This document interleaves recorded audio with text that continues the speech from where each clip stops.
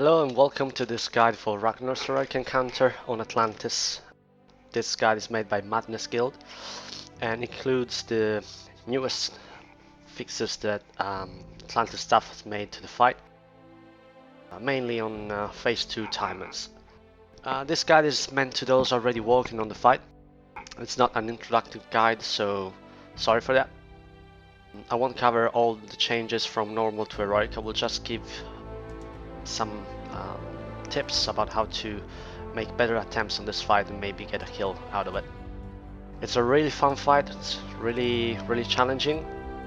It requires a lot of communication, a lot of coordination. It's not about the DPS, their gear. If you're doing 6 out of 7 bosses in Final Heroic, you should have the gear to do this fight without any problems, including the DPS race in phase 3. What you need to do is basically do things close to perfection and be coordinated and organized so that everybody knows what to do, and be ready to react to whatever happens in phase 4, which is a very dynamic phase. It's different every time that you step into it. So this video has been recorded in the last week, so phase 2 is includes the new timers. Starting with the setup, it's highly recommendable that you use a Feral Druid as a half tank. It really helps in phase 3. He becomes basically a 7 DPS in phase 3. Balances also helps a lot for the seeds as well as elemental shamans. Although with the new timers, phase 2 is a bit easier overall, but the entrance in phase 3 is a bit tricky. That's where we have to change our tactic to kill seeds in time. To make a good entrance into phase 3, to the second interface. Phase 1 is pretty much the same. You have magma traps doing the debuff, of course. We take 2, and then we just wait for the debuff to despawn to take any other magma trap that spawns.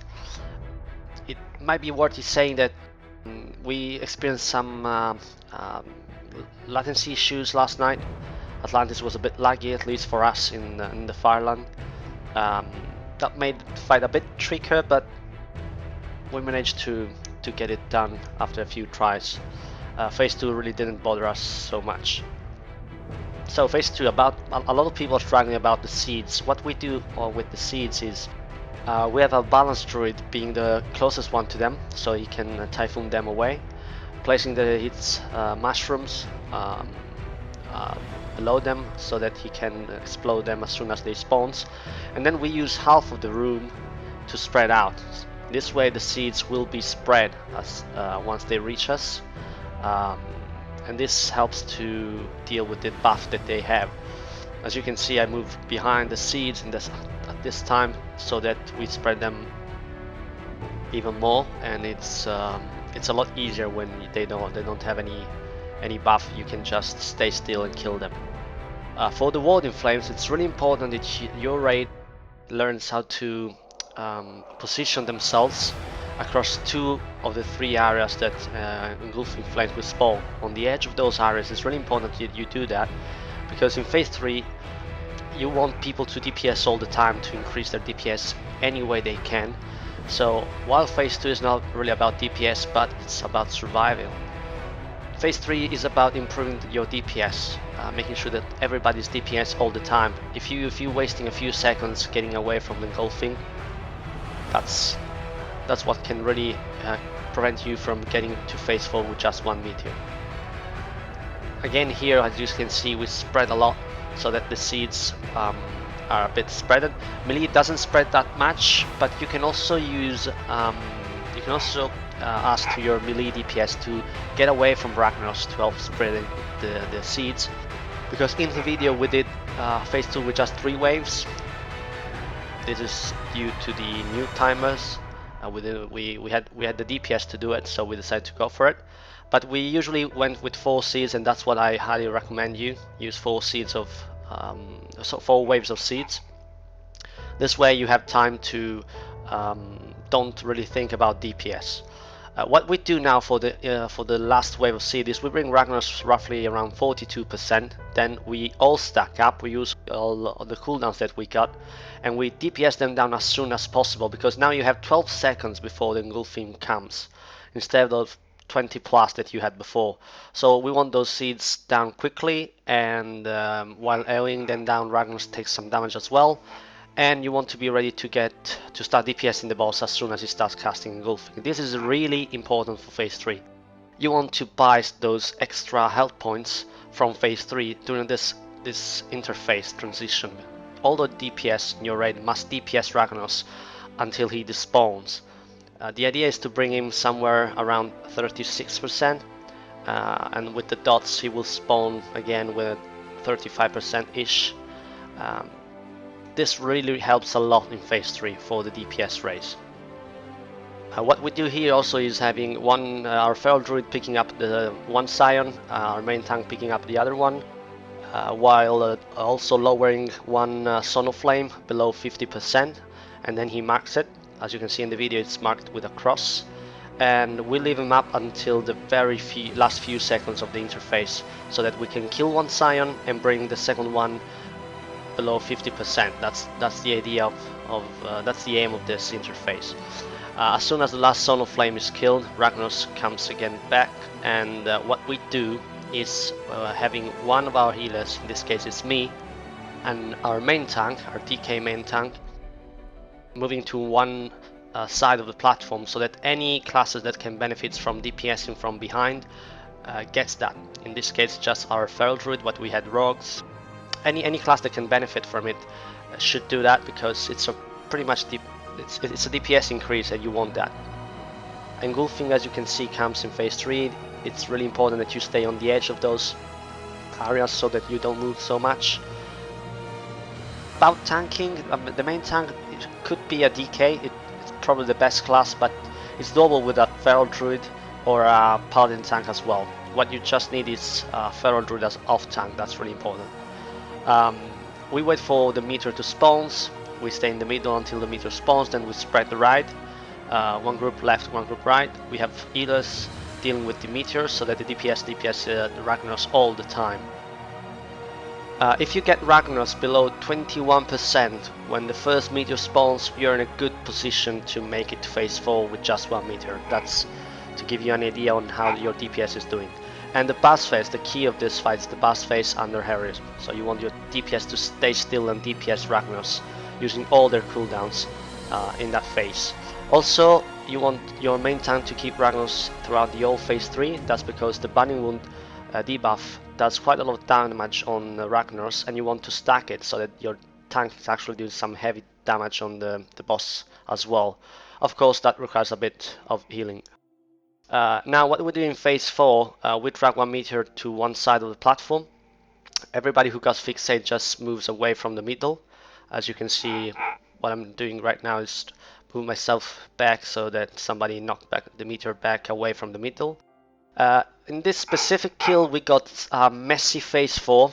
One of the worst scenarios that you get is having the Breath of Frost spawning close to a Dread Flame, and it's happening right here, right now. And we also had, as I mentioned before, a bit of latency issues, and that really didn't help with shutting down those Dread Flames. You want those Dread Flames to be shut down.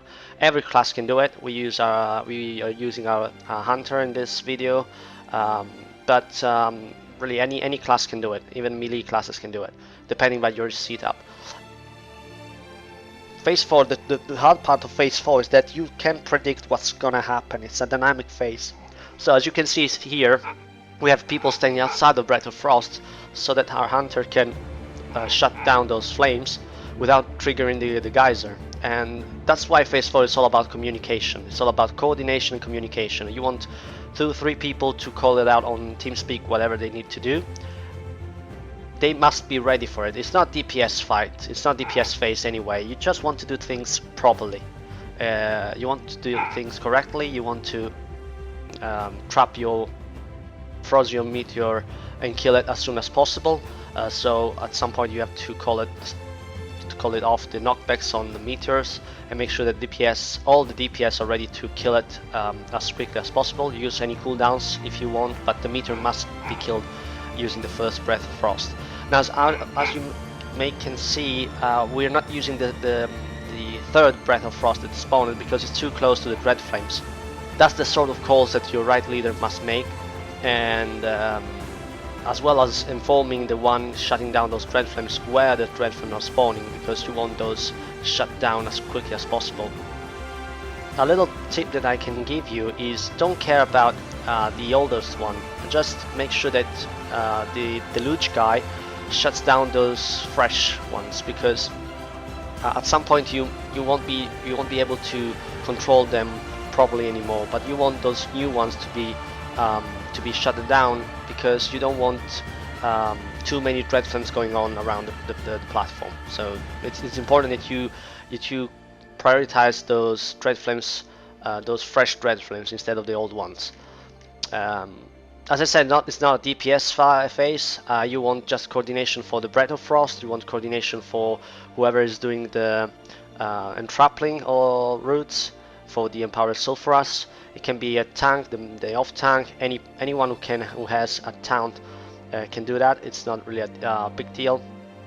You may want one of your healers to follow up whoever is doing it, because otherwise he may be killed by the debuff, the superheated debuff it's all around the place.